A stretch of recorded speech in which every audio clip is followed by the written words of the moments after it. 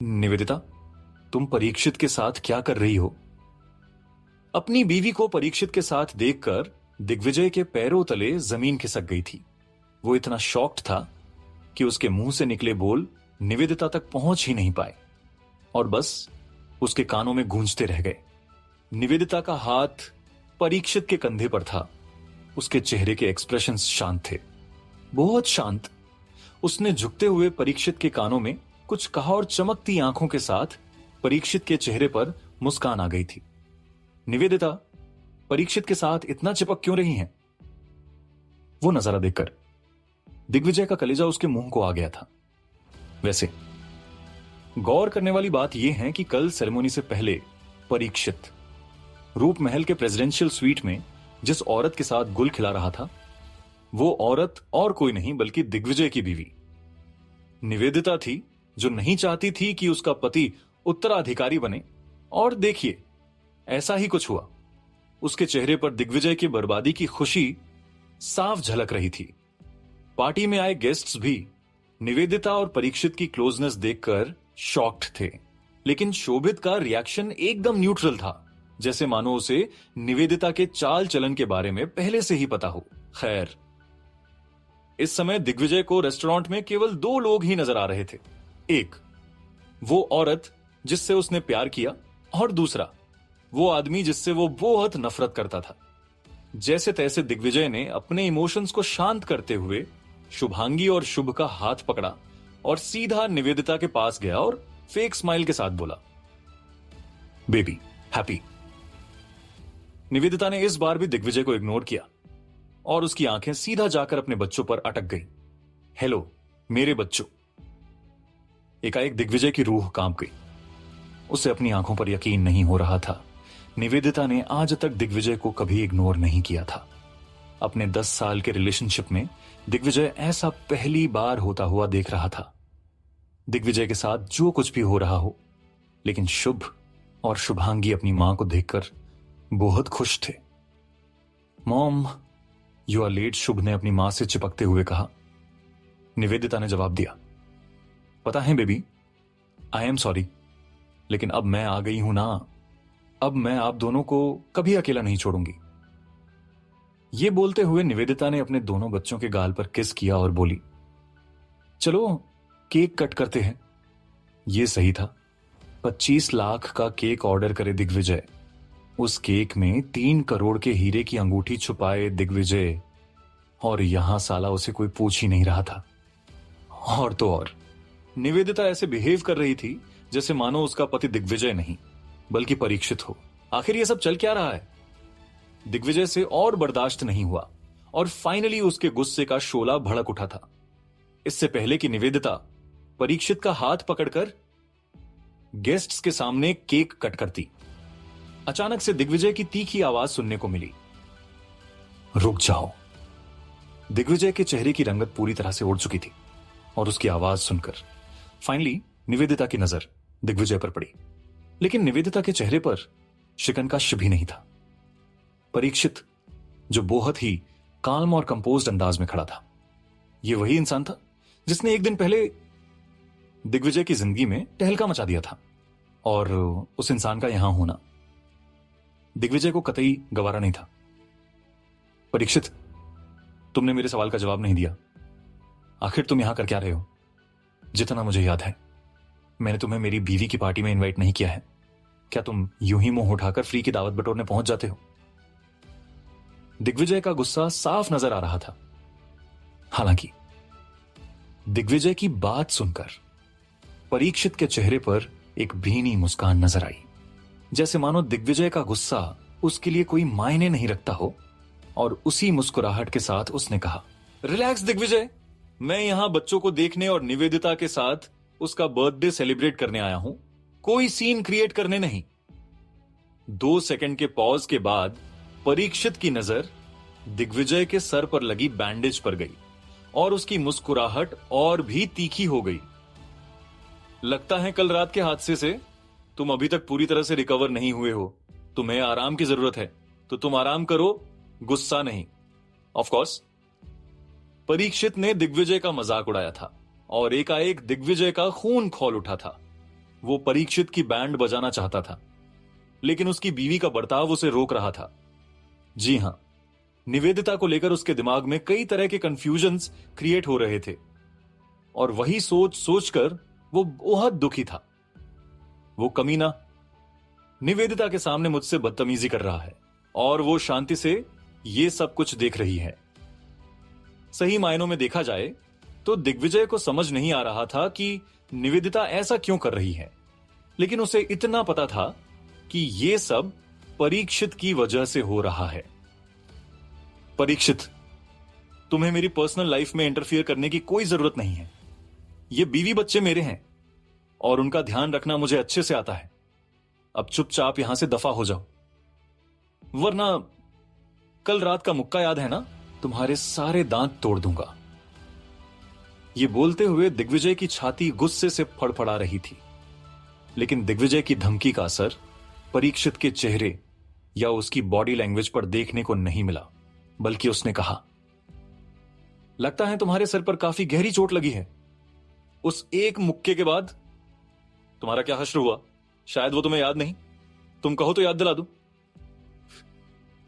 परीक्षित बार बार लगातार दिग्विजय का मजाक उड़ा रहा था। वहां मौजूद गेस्ट्स को तो मजा आ ही रहा था, लेकिन साथ ही साथ निवेदिता को भी बहुत मजा आ रहा था। परीक्षित की पंच लाइन सुनकर वो अपने चेहरे पर हाथ रखकर हंस रही थी और यही माजरा दिग्विजय को सबसे ज्यादा परेशान और हैरान कर रहा था। अब पानी सर के ऊपर से निकल चुका था। दिग्विजय ने कमर कस ली थी। अपनी मुट्ठियों को भींचते हुए वो परीक्षित की ओर बढ़ने ही वाला था कि तभी अचानक से निवेदिता बीच में टपक पड़ी और उसने मुंह बिगाड़ते हुए कहा, दिग्विजय, बदतमीजी की भी एक हद होती है। एटलीस्ट देख तो लो तुम किससे बात कर रहे हो। ये रूप महल के वारिस हैं और साथ ही साथ मेरे गेस्ट भी, इन्हें मैंने यहां बुलाया है। अगली बार अगर तुमने इनके साथ बदतमीजी की तो मुझसे बुरा और कोई नहीं होगा। निवेदिता की बात सुनकर दिग्विजय के तो जैसे तोते ही उड़ गए थे। बड़ी आंखों के साथ उसके दिमाग में एक गहरा विचार आया। निवेदिता, क्या वो मुझसे बात कर रही थी? नहीं, वो सिर्फ बात नहीं कर रही थी बल्कि मुझे डांट रही थी, वो भी पब्लिकली, सबके सामने। आखिर उसे हो क्या गया? शॉक्ड होते हुए दिग्विजय ने निवेदिता की ओर देखा। वो औरत जिसने आज तक कभी दिग्विजय से ऊंची आवाज में बात नहीं की थी, आज उस औरत का एकदम बदला हुआ रूप देखने को मिल रहा था। निवेदिता दिग्विजय को यकीन नहीं हो रहा था। क्या तुम वाकई में मुझसे इस तरह बात कर रही हो? तो वही निवेदिता के चेहरे पर कोई रिग्रेट नहीं था। उसने कहा, हां, तो तुमने काम ही ऐसा किया है। निवेदिता ने तिरछी नजरों से दिग्विजय की ओर देखा और कहा, देखो दिग्विजय, शो सम रिस्पेक्ट, वरना तुम मेरा ऐसा रूप देखोगे जो तुम्हें पसंद नहीं आएगा। वैसे कई रूप हैं मेरे, अगर जानना चाहते हो तो आजमा के देख लो। निवेदिता की बात सुनकर दिग्विजय को यकीन नहीं हुआ। उसके मुंह से निकला एक एक शब्द दिग्विजय के दिल में चाकू की तरह चुभ रहा था। लेकिन पति पत्नी की बहस हो और देखने वालों को मजा ना आए, यह कैसे हो सकता है? तुरंत ही कुछ लोगों की ओर से विशेष टिप्पणी सुनने को मिली। वाह, मुझे तो इस पार्टी में बहुत मजा आ रहा है। लगता है अब कुछ इंटरेस्टिंग होने वाला है। टेबल पर मौजूद एक आंटी ने फुसफुसाते हुए कहा, यकीनन इस लड़की में बहुत गट्स है। तो देखते ही देखते दूसरी आंटी भी बोल पड़ी और ठीक उसके बाद परीक्षित ने अपनी चाल चली। बहुत ही कैजुअल अंदाज में निवेदिता को अपनी बाहों में भरते हुए बोला, कम ऑन बेबी, आराम से। हम यहां बच्चों को डराने नहीं बल्कि तुम्हारा बर्थडे सेलिब्रेट करने आए हैं। अपनी आंखों के सामने यह सब देखकर दिग्विजय का दिमाग खराब हो गया था। ऑफ कोर्स वो परीक्षित को अपनी बीवी से अलग करना चाहता था और उसकी बैंड बजाना चाहता था, लेकिन इससे पहले कि वो कुछ करता, परीक्षित निवेदिता की ओर झुका और उसने पलक झपकते ही निवेदिता के गालों को चूम लिया। दिग्विजय के शरीर में करंट दौड़ पड़ा।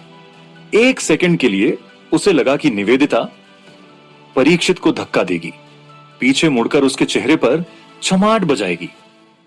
आखिर एक लॉयल बीवी से यही तो एक्सपेक्ट किया जाता है।